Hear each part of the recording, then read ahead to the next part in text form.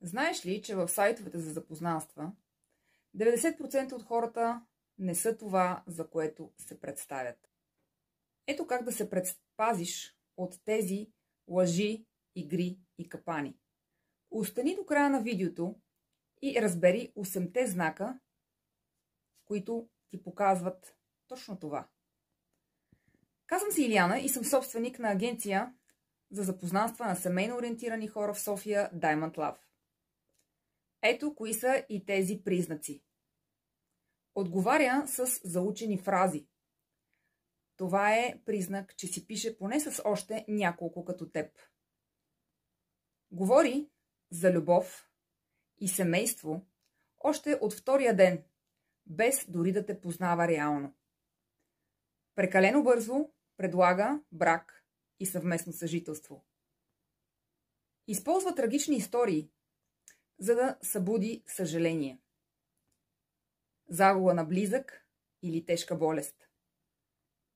Пита прекалено детално за работата ти, финансите ти, къде и с кого живееш, имаш ли собствено жилище.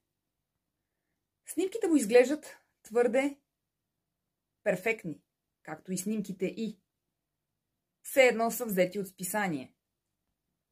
Информацията в профила му, профила и, е твърде обща, а доста често дори противоречива.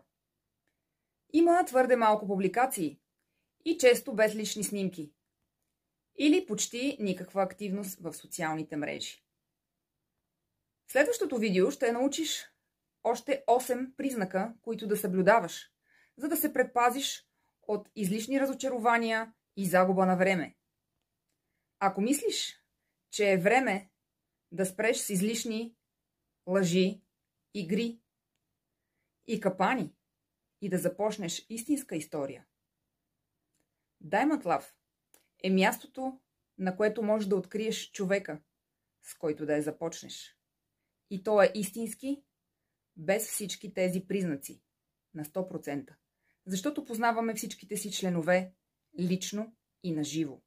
И срещите ни са само наживо, за да избегнем всякакви възможни варианти, които предлага онлайн комуникацията за изкривяване на реалността. Но всичко зависи само и единствено от теб. До скоро!